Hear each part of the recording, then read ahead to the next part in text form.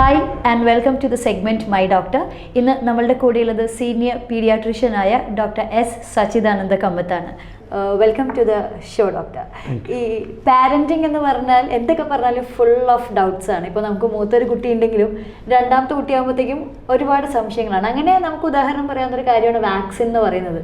ഏതൊക്കെ വാക്സിൻ കൊടുക്കണം, എപ്പോഴൊക്കെ കൊടുക്കണം. അപ്പോൾ നമുക്ക് ഈ ഒരു സംഭാഷണം അതിൽ നിന്ന് തന്നെ തുടങ്ങാം. ഫ്രം ബർത്ത് ഒരു എത്ര വയസ്സ് വരെയാണ് നമ്മളുടെ കുട്ടികൾക്ക് കമ്പൽസറി വാക്സിൻ കൊടുക്കേണ്ടത്? അത് ഏതൊക്കെ പ്രായത്തിൽ ഏതൊക്കെ വാക്സിൻ അന്ന് ഡീറ്റെയിൽഡ് ആയിട്ട് പറയാമോ?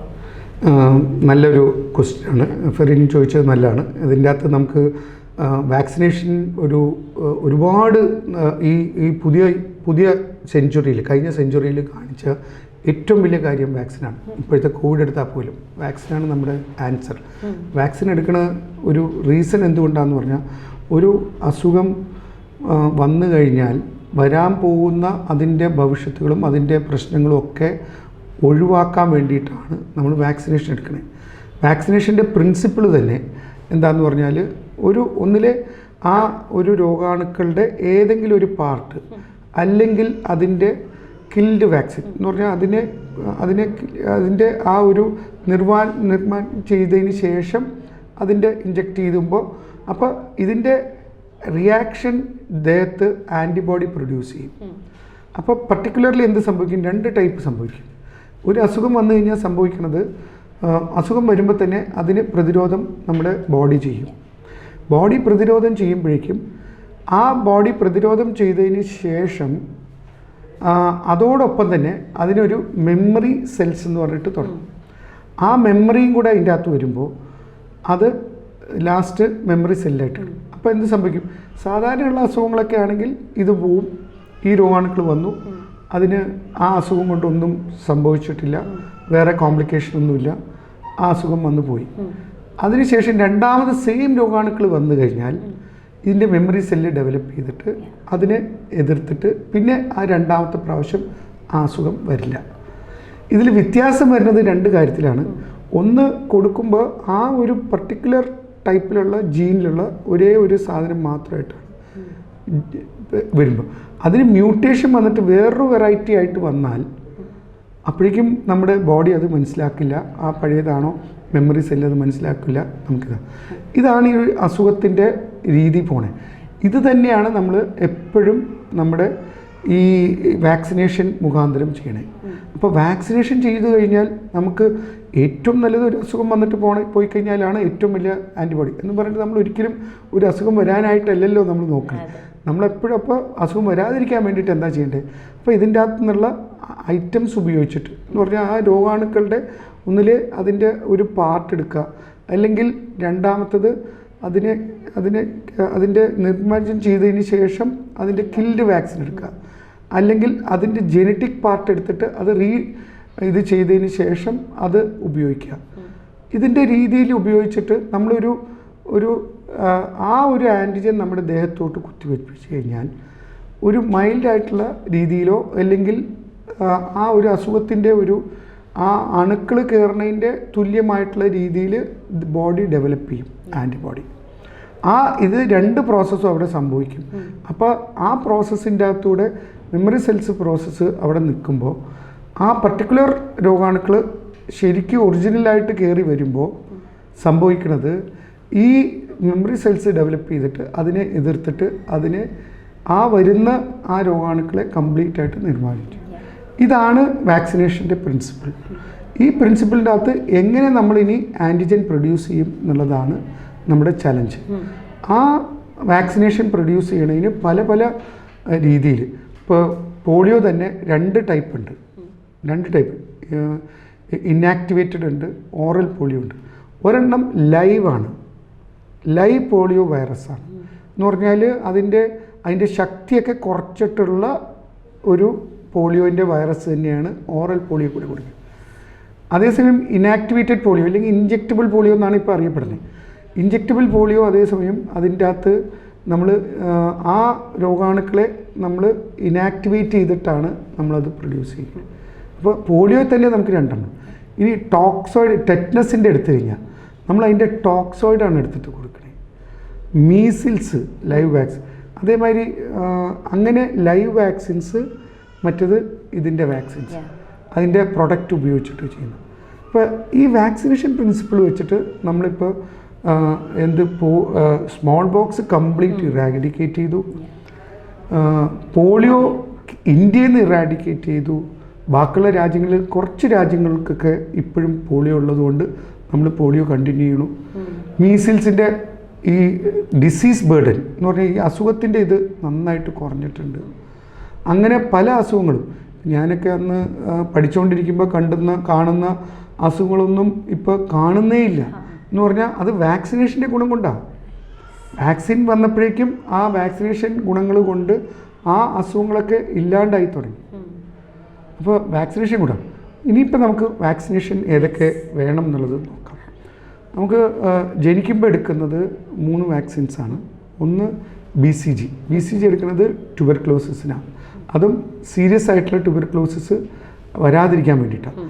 രണ്ടാമത്തെ എടുക്കുന്നത് പോളിയോ ഡ്രോപ്സ് കൊടുക്കും എന്ന് പറഞ്ഞാൽ ജനിക്കുമ്പോൾ തന്നെ കൊടുത്തു കഴിഞ്ഞാൽ അതിൻ്റെ എഫക്റ്റ് നമ്മൾ 1.5 മാസത്തിലാണ് പോളിയോ വാക്സിൻ കൊടുക്കേണ്ടെങ്കിലും ആ 1.5 മാസവും കൂടെ ഗ്യാപ്പ് നമ്മൾ കവർ ചെയ്തു.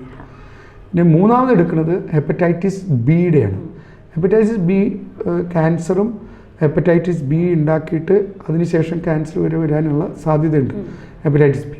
ആ ഹെപ്പറ്റൈറ്റിസ് ബി ആദ്യം തന്നെ എടുത്തു കഴിഞ്ഞാൽ ഉള്ള ഒരു ഗുണം അത് വരാതിരിക്കാനോ അല്ലെങ്കിൽ മദറിൽ നിന്നുള്ള ട്രാൻസ്മിഷനോ ഇതൊക്കെ നമുക്ക് ഒഴിവാക്കാൻ പറ്റും ജനിക്കുമ്പോൾ തന്നെ എടുത്ത്. ഇത് 3 നമ്മൾ ജനിക്കുമ്പോൾ തന്നെ എടുക്കും. അതിന് ശേഷം എടുക്കുന്നതാണ് 1.5 മാസം, 2.5 മാസം, 3.5 മാസം. ഈ 3 മാസത്തിൽ എടുക്കേണ്ടത് first dose, second dose, third dose. അതെടുക്കേണ്ടത് ഇപ്പം എല്ലാം കോമ്പിനേഷൻ വാക്സിൻസ് ആയി. ഈ പറഞ്ഞ അസുഖങ്ങൾക്ക് എല്ലാത്തിനും ഈ നേരത്തെ പറഞ്ഞ അസുഖങ്ങൾ ഡിഫറെൻറ്റ് മോഡ് ഓഫ് ഇതാണ്. ഒരെണ്ണം ഓറൽ പോളിയോ, BCG ഒരു സ്കിന്നിൻ്റെ താഴ്ത്താണ് എടുക്കുന്നത്, ഇൻട്രാഡെർമൽ. അത് ഹെപ്പറ്റൈറ്റിസ് ബി എടുക്കുന്നത് ഇൻട്രാമസ്കുലറാണ്, മസിലിൻ്റെ അകത്ത്. 3 രീതിയിലാണ് റൂട്ട് ഓഫ് അഡ്മിനിസ്ട്രേഷൻ ഡിഫറെൻറ്റ്. അതുകൊണ്ട് ഇപ്പോൾ എന്താ സംഭവിക്കുന്നത്, നമ്പർ ഓഫ് ഈ വാക്സിൻ ഡെവലപ്പ് ചെയ്യുമ്പോൾ മിനിമം കുത്ത് ഇല്ലെങ്കിൽ മിനിമം ഡോസേജ് കൊണ്ട് മാക്സിമം ബെനിഫിറ്റ് കിട്ടാനാണ്. അതുകൊണ്ടാണ് കോമ്പിനേഷൻ വാക്സിൻസ് എടുക്കുന്നത്. ഈ കോമ്പിനേഷൻ വരുമ്പോൾ നമ്മൾ ട്രിപ്പിൾ എന്ന് പറയുന്നത് തന്നെ ഒരു കോമ്പിനേഷൻ വാക്സിൻ. ട്രിപ്പിളിൻ്റെ അകത്ത് ഡിഫ്തീരിയ ഉണ്ട്, പെർട്ടോസിസ് ഉണ്ട്, ടെറ്റനസ് ഉണ്ട്. ഡിഫ്തീരിയ ഈ തൊണ്ടയിലൊരു പാട് ഉണ്ടാക്കിയിട്ട് വരുന്ന ഒരു അസുഖമാണ്. പെർട്ടോസിസ് നിലങ്കാരി ചുമയാണ്. ഈ ഇങ്ങനെ ഇടയ്ക്കിടയ്ക്ക് ചുമച്ച് അങ്ങനെ സംഭവിക്കും. നമ്മുടെ ഇവിടെ എന്തിനാ പറയണു, പെർട്ടോസിസ് നമുക്ക് കഴിഞ്ഞ ഒരു 2 കൊല്ലം മുമ്പ് കാലിക്കറ്റിൽ മെഡിക്കൽ കോളേജിൽ റിപ്പോർട്ട് ചെയ്തിട്ടുണ്ടായിരുന്നു. ഹിസ്റ്ററി നോക്കുമ്പോഴേക്കും വാക്സിനേഷൻ ചെയ്യാത്ത കുട്ടികൾക്കാണ് വന്നിരിക്കുന്നത്. അപ്പോൾ വാക്സിനേഷൻ ഡെഫിനറ്റ്ലി യെസ് നല്ലൊരു ഓപ്പർച്യൂണിറ്റിയാണ് നമുക്ക്. അത് ലൂസ് ചെയ്തിട്ട് അതിനുശേഷം ആ പാരൻസ് ഈ 5 കൊല്ലം മുമ്പ് വന്നപ്പോഴേക്കും അതിനുശേഷം ആ പാരൻറ്റ് പോയിട്ട് പിന്നെ എല്ലാ സ്ഥലത്തും പറയാൻ തുടങ്ങി നിങ്ങളെല്ലാവരും വാക്സിനേഷൻ എടുക്കണം. അപ്പോൾ അവർ തന്നെ ഒരു അംബാസിഡർ ആയി തുടങ്ങി. അപ്പോൾ ഇതാണ്. അപ്പോൾ ഡിഫ്തീരിയ, പെർട്ടോസിസ്, പിന്നെ ടെറ്റനസിൻ്റെ 3 ഡോസ്. ഇത് 3 കൂടെ ഒരു ഡോസാണ്. ഇനി ഹെപ്പറ്റൈറ്റിസും കൂടെ ആഡ് ചെയ്തപ്പോഴേക്കും എന്ത് സംഭവിച്ചു, അത് 4ാമത്തെ ഒരു വാക്സിനും കൂടെ ഇതിൻ്റെ അകത്ത് ആഡ് ചെയ്യും. പിന്നെ 5ാമത്തെ വന്നപ്പോഴേക്കും അതിൻ്റെ അകത്തേക്ക് ഈ ഇഞ്ചെക്റ്റബിൾ പോളിയോൻ്റെ ഇഞ്ചെക്റ്റബിൾ പോളിയോ. 6ാമത്തെ വാക്സിൻ വന്നു H ഇൻഫ്ലുവൻസ എന്ന് പറഞ്ഞിട്ട്. പോളിയോനെ പറ്റി അറിയാം, ഹെപ്പറ്റൈറ്റിസിൻ്റെ പറ്റി പറഞ്ഞു. ഇനി H ഇൻഫ്ലുവൻസ എന്ന് പറഞ്ഞിട്ടുള്ള ഒരു രോഗാണുക്കളാണ്. H influenza type B vaccine എന്ന് പറയുന്നതാണ്. ന്യൂമോണിയ ചെസ്റ്റിലുണ്ടാക്കും, മെനിഞ്ചൈറ്റിസ് ഉണ്ടാക്കും, ചെവിയിൽ ഇൻഫെക്ഷൻ ഉണ്ടാക്കും. ഇതൊക്കെ ഉണ്ടാക്കുന്ന കോമൺ ആയിട്ടുള്ള അസുഖങ്ങൾ. അപ്പോൾ ഇത് എല്ലാം കൂടെ ഒന്നിച്ച് വരുന്ന വാക്സിനാണ് ഇപ്പോൾ കിട്ടുന്നത്. അത് ഒന്നിച്ചെടുക്കാം, അല്ലെങ്കിൽ ചിലപ്പോൾ ഒരെണ്ണം എന്തെങ്കിലും സ്പ്ലിറ്റ് ചെയ്തെടുക്കാം. എന്ന് പറഞ്ഞാൽ 5 എണ്ണം ഉള്ളതും പ്ലസ് പോളിയോൻ്റെ ഇഞ്ചെക്റ്റബിൾ വേറെ എടുക്കാം. ഇത് എടുക്കുക. പിന്നെ ഇതിന് ശേഷം ഇത് 3 ഡോസായിട്ട് എടുക്കാം. അതിനുശേഷം എടുക്കുന്നത് ഞാൻ UIP-ലാണ് പറഞ്ഞു, യൂണിവേഴ്സൽ ഇമ്മ്യൂണൈസേഷൻ പ്രോഗ്രാമിനെ പറ്റിയാണ് ഞാൻ പറഞ്ഞത്. ഒരിക്കലും പ്രൈവറ്റിലോ മറ്റേ ഗവൺമെൻറ്റിലോ വ്യത്യാസം ഉണ്ടെന്നല്ല. ഇത് തന്നെയാണ് നമ്മുടെ ഇതിൻ്റെ അകത്തൊക്കെ എല്ലാവരുടെയും ഫോളോ ചെയ്യുന്നത്. അപ്പോൾ ഇതൊരു 3 ഡോസ് എടുക്കുക. പിന്നെ മീസിൽസ് എടുക്കുക 9ാം മാസത്തിൽ. ഇതെല്ലാം ഗവൺമെൻറ് പറഞ്ഞിരിക്കുന്ന പ്രകാരം ഇപ്പോൾ അത് MR എന്നാക്കിയിട്ടുണ്ട്, റൂബല്ലയും കൂടെ. ഇനി ഇതിൻ്റെ അകത്ത് 1 വയസ്സിൻ്റെ ഉള്ളിൽ തന്നെ വേറെ വാക്സിൻസ് അവൈലബിൾ ആയിട്ടുള്ളതും കൂടെ ആഡ് ഓൺ ചെയ്യേണ്ട സാധനങ്ങൾ. ഒന്ന് ന്യൂമോകോക്കൽ വാക്സിൻ, ന്യൂമോണിയയ്ക്ക് ഉണ്ടാക്കുന്ന വാക്സിനാണ്. ന്യൂമോണിയ ഇപ്പോൾ കൂടി തുടങ്ങിയിട്ടുണ്ട്. അപ്പോൾ ന്യൂമോണിയയ്ക്ക് ന്യൂമോകോക്കൽ പറയുന്ന വാക്സിനാണ്. അതും 3 ഡോസാണ് വരുന്നത്. പിന്നെ വയറിളക്കത്തിൻ്റെ അകത്ത് ഒരു കാരണം കണ്ടുപിടിച്ചിരിക്കുന്ന റോട്ടാ വൈറസ് എന്ന് പറഞ്ഞിട്ടുള്ള വൈറസ്, അതും ഈ 3 എണ്ണം കൂടി എടുക്കും. അപ്പോൾ ഈ 1.25, 2.25, 3.25 മാസത്തിൽ എടുക്കേണ്ട വാക്സിൻ റെഗുലറായിട്ടുള്ള ഇതിൻ്റെ അകത്ത് റോട്ടാ വൈറസ് ഗവൺമെൻറ് ഇപ്പോൾ തുടങ്ങിയിട്ടുണ്ട്. ന്യൂമോകോക്കൽ ഇപ്പോൾ തുടങ്ങാൻ പോകുന്നു. അപ്പോൾ അതോടുകൂടെ ആ 6 മാസം വരെയുള്ള വാക്സിനേഷനായി. ഇനി 9ാം മാസത്തിൽ മീസിൽസിന് എടുക്കുമ്പോൾ നല്ല കാര്യം, മീസിൽസും റൂബല്ല. അതോടൊപ്പം തന്നെ മംസിൻ്റെയും കൂടെ എടുക്കാനായിട്ടാണ് നമ്മളെല്ലാവരും പ്രൊമോട്ട് ചെയ്യുന്നത്. ഇപ്പോൾ മീസിൽസ് റൂബല്ല. അപ്പോൾ അതും കൂടെ കഴിഞ്ഞ് കഴിഞ്ഞാൽ നമ്മുടെ 1 വയസ്സിൻ്റെ. ഇനി ഇതിൻ്റെ അകത്ത് പുതിയതായിട്ട് വരുന്ന 2 വാക്സിനും കൂടെ ഇപ്പോൾ റെക്കമെൻഡ് ചെയ്യണത്. ടൈഫോയിഡ് നമ്മൾ നേരത്തെ എടുത്തു കഴിഞ്ഞാൽ പിള്ളേർക്ക് ടൈഫോയിഡ് വരാൻ സാധ്യത കുറവാണ്. വാക്സിൻസൊക്കെ പുതിയത് ഇറങ്ങിയിട്ടുണ്ട്. ടൈഫോയിഡാണ് അടുത്ത വാക്സിൻ. പിന്നെയുള്ളത് 2 ഡോസ് എടുക്കേണ്ടത് ഇൻഫ്ലുവൻസ എന്ന് പറഞ്ഞിട്ടുള്ള വാക്സിനാണ്. ഈ കോവിഡ് മാതിരി തന്നെ വേറൊരു ഇൻഫ്ലുവൻസ വൈറസ് എന്ന് പറഞ്ഞിട്ട് ഉണ്ട്. കോവിഡായിട്ട് ഞാൻ കമ്പയർ ചെയ്യണമല്ല, കോവിഡിൻ്റെ വേറെ വാക്സിൻ, അതോടുകൂടി തന്നെ അതിൻ്റെ വൈറസ് വേറെ, അതോടെ തന്നെയാണ് ഇൻഫ്ലുവൻസ വൈറസ്. ആ ഇൻഫ്ലുവൻസ വൈറസ് 2 ഡോസ് എടുക്കും. ആ ഇൻഫ്ലുവൻസ വൈറസിൻ്റെ ഒരു ഇതെന്താണെന്ന് പറയുക, അത് ഓൾ വേൾഡിൽ നടക്കുന്ന സംഭവം. ഇൻഫ്ലുവൻസ വൈറസ് അത് എല്ലാ കൊല്ലവും മ്യൂട്ടേറ്റ് ചെയ്തിട്ട് മാറിക്കൊണ്ടേയിരിക്കും. അപ്പോൾ 2 ഡോസ് എടുത്തു കഴിഞ്ഞാൽ എല്ലാ കൊല്ലവും എടുത്തിരിക്കണം. അപ്പോൾ അത് 2 എണ്ണം എടുത്തു കഴിഞ്ഞാൽ അതിൻ്റെ റിപ്പീറ്റേഷൻ വരും. ഇതാണ് നമ്മുടെ 1 വയസ്സിൽ വരെ എടുക്കുന്ന വാക്സിൻസ്. ഇനി 1 വയസ്സിന് ശേഷം എടുക്കേണ്ടത് കുറച്ച് വാക്സിൻസ് ഇതിൻ്റെ ബൂസ്റ്റർ എടുക്കണം. എന്ന് പറഞ്ഞാൽ എപ്പോഴും ഒരു വാക്സിനേഷൻ എടുത്തു കഴിഞ്ഞാൽ നമ്മൾ മാക്സിമം അതിൻ്റെ ആൻറ്റിബോഡി, അതിൻ്റെ സെല്ലും ഒക്കെ എത്ര നാളത്തേക്ക് നിൽക്കും എന്നുള്ളത് കാൽക്കുലേറ്റ് ചെയ്തിട്ടാണ് അത് തീരുമാനിക്കണേ. എത്ര ബൂസ്റ്റർ വേണം, എത്ര പ്രാവശ്യം വേണം, എത്ര ഗ്യാപ്പിൽ വേണം. അപ്പോൾ ബൂസ്റ്ററായിട്ട് കൺസിഡർ ചെയ്യുമ്പോൾ ഈ ട്രിപ്പിൾ പോളിയോ, പിന്നെ ഈ എച്ച് ഇൻഫ്ലുവൻസ, പിന്നെ ഈ ന്യൂമോകോക്കൽ വാക്സിൻസിന് നമുക്ക് ബൂസ്റ്റർ ആവശ്യമുണ്ട്. അതാണ് 1.5 വയസ്സിൽ 1.5 വയസ്സിലെടുക്കണേ. അതോടൊപ്പം തന്നെ മീസിൽസിൻ്റെ ബൂസ്റ്റർ എടുക്കണം. അത് 1.25 വയസ്സിൽ, അത് MMR ആയിട്ട് തന്നെ എടുക്കണം. ഇത് രണ്ടുമാണ് നമുക്ക് ഇതിൻ്റെ ഈ പ്രൈമറി വാക്സിൻ്റെ ബൂസ്റ്ററായിട്ട് എടുക്കണം. ഇൻഫ്ലുവൻസ വാക്സിനെ സംബന്ധിച്ചിടത്തോളം എവറി ഇയർ എടുക്കുന്നത് 6 മാസത്തിലാണ് ഇൻഫ്ലുവൻസ വാക്സിൻ. അത് റിപ്പീറ്റ് ചെയ്യാം. ടൈഫോയിഡിൻ്റെ 1 കൊല്ലം മുമ്പേ എടുത്തിട്ടുണ്ടെങ്കിൽ, 1 വയസ്സിനുള്ളിൽ എടുത്തിട്ടുണ്ടെങ്കിൽ 1 കൊല്ലം കഴിഞ്ഞിട്ട് അതിൻ്റെയും ബൂസ്റ്റർ എടുത്തേക്കാം. അപ്പോൾ പ്രൈമറി വാക്സിനേഷൻ 1 വയസ്സിനുള്ളിൽ എടുത്തതിൻ്റെ ബൂസ്റ്റേഴ്സ് നമുക്ക് 2 വയസ്സിൻ്റെ ഉള്ളിൽ എടുക്കേണ്ട ബൂസ്റ്റേഴ്സായി. ഇനി 1 വയസ്സ് കഴിഞ്ഞിട്ട് എടുക്കുന്ന പുതിയ വാക്സിൻസ് ഉണ്ട്. ആ പുതിയ വാക്സിൻസാണ് വെരിസെല്ല എന്ന് പറഞ്ഞാൽ ചിക്കൻ പോക്സിൻ്റെ വാക്സിൻ. ചിക്കൻ പോക്സിൻ്റെ വാക്സിൻ എടുക്കാം. പിന്നെ രണ്ടാമത്തെ അത് സിംഗിൾ ഡോസ് ആദ്യം എടുക്കുക, പിന്നെ റിപ്പീറ്റ് ചെയ്യുക 6 മന്ത്സ് കഴിയും. രണ്ടാമത്തെ വാക്സിനാണ് ഹെപ്പറ്റൈറ്റിസ് എ എന്ന് പറഞ്ഞിട്ടുള്ള വാക്സിൻ. എന്ന് പറഞ്ഞാൽ ഇപ്പോൾ നമ്മുടെ കുറേ നാൾക്ക് മുമ്പ് കോതമംഗലത്ത് നിന്ന് കുറേ ഹെപ്പറ്റൈറ്റിസ് എ റിപ്പോർട്ട് ചെയ്തു, കുറേ സ്ഥലത്ത് നിന്ന് കോട്ടയം ഡിസ്ട്രിക്റ്റിൽ നിന്ന് റിപ്പോർട്ട് ചെയ്തു. അങ്ങനെ റിപ്പോർട്ട് ചെയ്യുമ്പോൾ അത് വെള്ളത്തിൽ കൂടെയൊക്കെ വരുന്ന അസുഖങ്ങളാണ്. ആ ഹെപ്പറ്റൈറ്റിസ് എ എടുത്തു കഴിഞ്ഞാൽ അതും എടുക്കുന്നത് 0 and 6 ആണ്. അപ്പോൾ 0 and 6 എടുത്തു കഴിഞ്ഞാൽ ഫസ്റ്റ് ഡോസ് എടുത്തു കഴിഞ്ഞാൽ അതിൻ്റെ 6 മന്ത്സ് കഴിഞ്ഞിട്ടാണ് സെക്കൻഡ് ഡോസ്. അപ്പോൾ ഇതും കൂടെ എടുത്തു കഴിഞ്ഞാൽ ഇതിൻ്റെ 2 ഇയറിൻ്റെ വാക്സിനേഷൻ കഴിഞ്ഞു. പിന്നെ ഉള്ളത് 5 ഇയേഴ്സിലുള്ള ബൂസ്റ്ററും 10 ഇയേഴ്സിലുള്ള ബൂസ്റ്ററും. 5 ഇയേഴ്സിൽ എടുക്കേണ്ടത് ഇതിൻ്റെ ട്രിപ്പിൾ പോളിയോൻ്റെ പിന്നെ ഈ ഹെപ്പറ്റൈറ്റിസിൻ്റെയും മാത്രമേ ഉള്ളൂ 5 ഇയേഴ്സ്.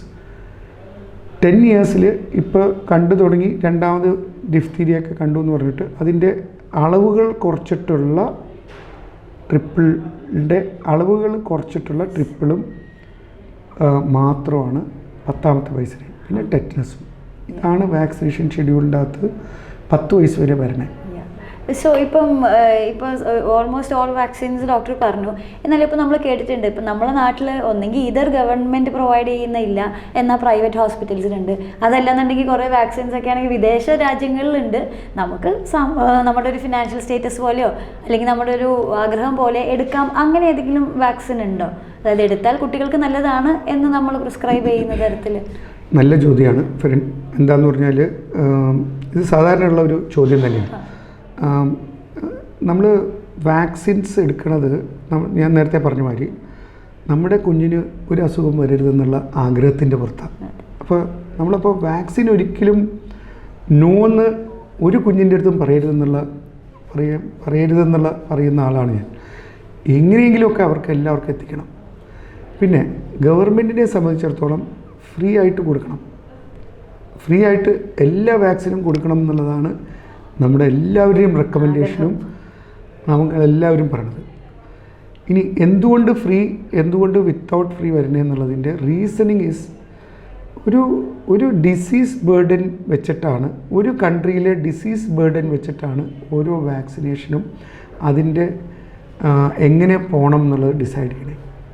ഒരു സ്ഥലത്ത് ഏറ്റവും കൂടുതൽ ഇപ്പോൾ ഇവിടെ മെനിങ്കോകോക്കൽ കുറവാണ്.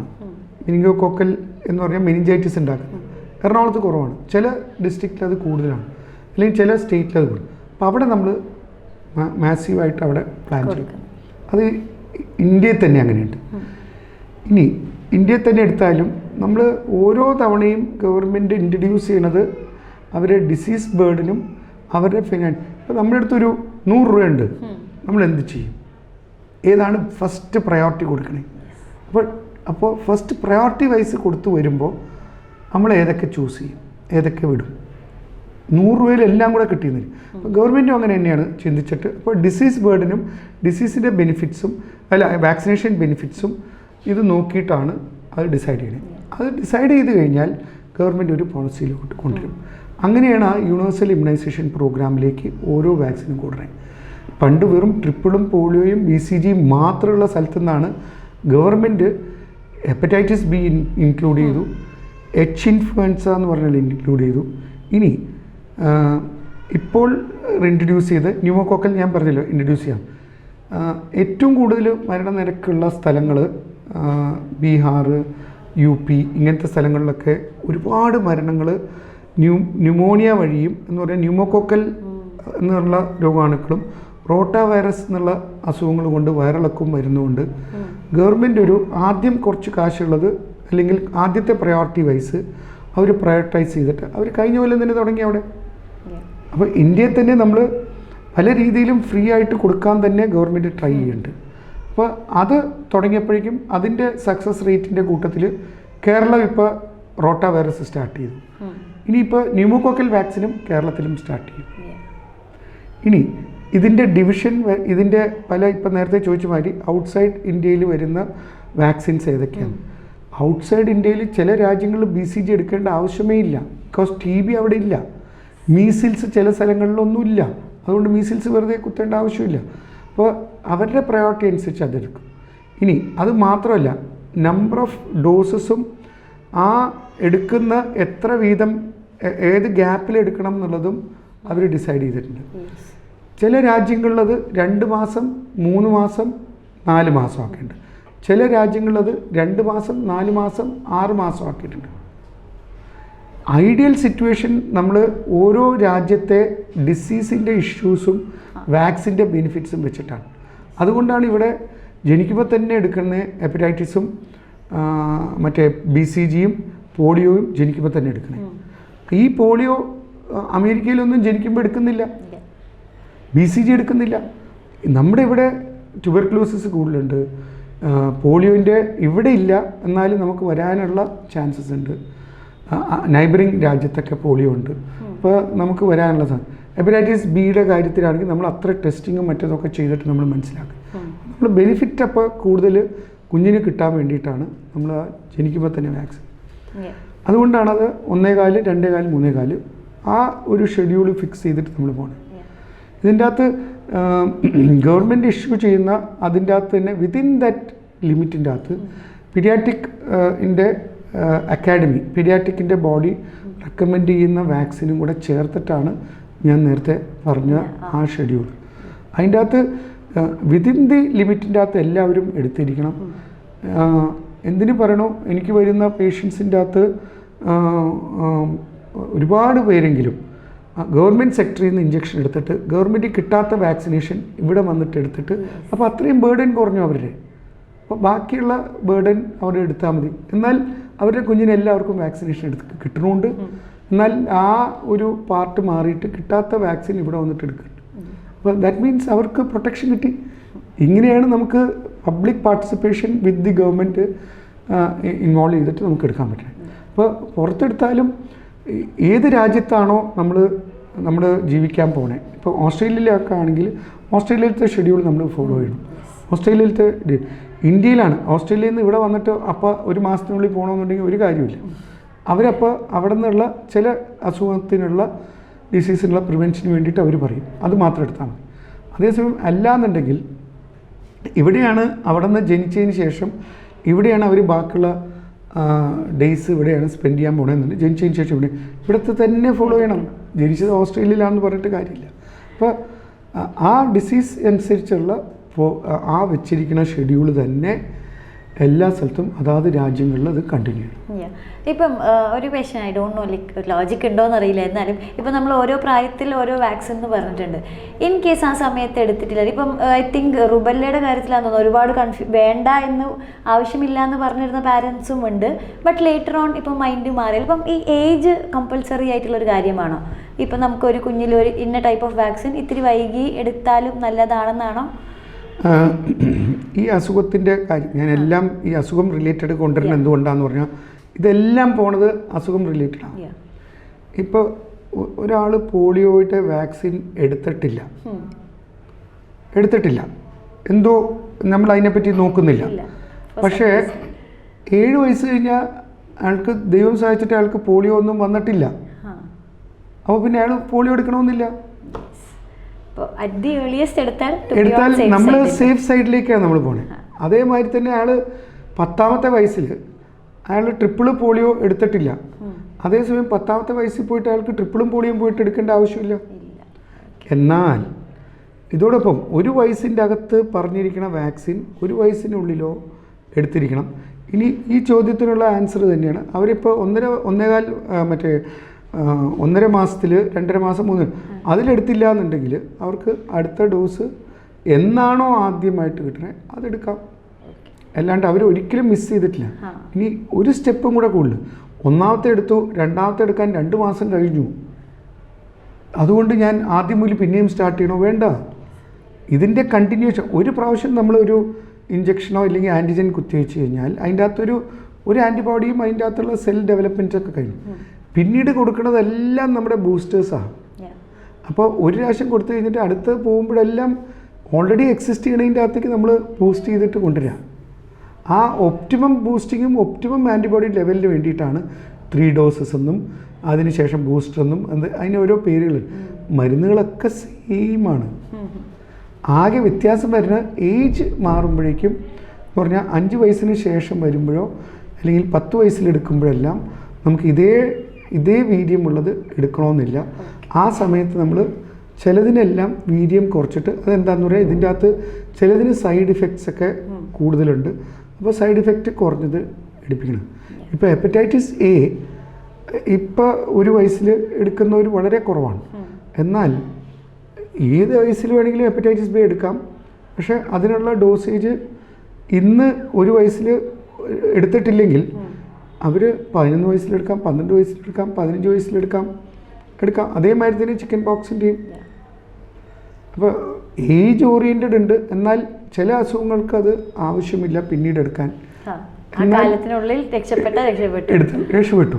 അതെന്ന് പറഞ്ഞിട്ട് ഇവിടെ പണ്ട് കാലത്ത് ഈ അസുഖം വരാണ്ട് ആൾക്കാർ പോളിയോ വന്നവരുമുണ്ട്, പോളിയോ വരാത്തവരുമുണ്ട്. രണ്ടുപേരും ചിലപ്പോൾ വാക്സിൻ എടുത്തിട്ടുണ്ടാവില്ല. അപ്പം അതിൻ്റെ അർത്ഥം പോളിയോ എടുക്കാത്ത ആൾക്ക് വാക്സിൻ വന്നില്ലെന്നോ മറ്റേ അസുഖം വന്നില്ലെന്ന് പോളിയോ എടുത്തുകൊണ്ടാണെന്ന് അങ്ങനെ നമുക്ക് വ്യാഖ്യാനിക്കാൻ പറ്റില്ല. സോ ഇതിപ്പം ഐഡിയലി നമ്മളൊരു ചാർട്ട് പറയുകയാണെങ്കിൽ 10 years വരെയാണ് നമ്മൾ കുട്ടികളെ അറിഞ്ഞിരിക്കുക. എന്നാൽ പെൺകുട്ടികളെ സംബന്ധിച്ചിടത്തോളം എനിക്ക് തോന്നുന്നു ഈ സർവൈക്കൽ ക്യാൻസർ പ്രിവെൻറ്റ് ചെയ്യാനുള്ള ഒരു വാക്സിനെ പറ്റിയിട്ട് പറഞ്ഞു കേട്ടിട്ടുണ്ട്. അതൊന്ന് ഈ സർവൈക്കൽ ക്യാൻസർ ഒരു നോബൽ പ്രൈസ് വിന്നിങ് വാക്സിൻ ഡെവലപ്മെൻറ്റാണ്. അതിൻ്റെ അകത്ത് എന്താണെന്ന് പറഞ്ഞാൽ കണ്ടുപിടിച്ചത് വേറൊന്നുമല്ല, സർവൈക്കൽ ക്യാൻസർ ഒരു രോഗാണുക്കളെ കൊണ്ടാണ് ഉണ്ടാവണമെന്നും ആ രോഗാണുക്കളെ വെച്ചുകൊണ്ട് നമുക്കൊരു വാക്സിൻ ഡെവലപ്പ് ചെയ്ത് കഴിഞ്ഞാൽ സർവൈക്കൽ ക്യാൻസർ ഇല്ലാണ്ടാക്കാമെന്നും പറയാൻ കണ്ടുപിടിച്ച നോബൽ ലോറേറ്റ്. ആ കണ്ടുപിടുത്തത്തിൻ്റെ പുറത്തുനിന്നാണ് വാക്സിൻ ഫോം ചെയ്തത്. ഹ്യൂമൻ പാപ്പിലോമ വൈറസ് എന്നാണ് അതിൻ്റെ പേര്. അതിനുള്ള വാക്സിൻ ഡെവലപ്പ് ചെയ്തു. അപ്പോൾ എപ്പോഴാണ് കൊടുക്കേണ്ടത്? അറ്റ് ദി ഏർലിയസ്റ്റ് കൊടുക്കണം. എന്നാണ് 10 years കഴിഞ്ഞിട്ട്, അഡോളസെൻ്റ് സമയത്ത് കൊടുത്തേക്കാം. അത് എടുക്കുന്നത് സർവൈക്കൽ ക്യാൻസറിന് ഒരു നല്ല ഒരു ലൈവ് ഒരു വാക്സിൻ്റെ അകത്ത് ഒരു നല്ലൊരു കണ്ടുപിടുത്തത്തിൻ്റെ അകത്ത് അതൊരു വലിയൊരു കാര്യമാണ്. Thank you so much for sparing your value time. Thank you. ഒരു മാറ്റം എത്രയും പെട്ടെന്ന് കുട്ടികളുടെ കാര്യത്തിൽ വരട്ടെ എന്ന് നമുക്ക് പ്രതീക്ഷിക്കാം. നമുക്ക് എല്ലാവർക്കും ഓർമ്മിച്ച് വർക്ക് ചെയ്യാം. Thank you so much. Thank you.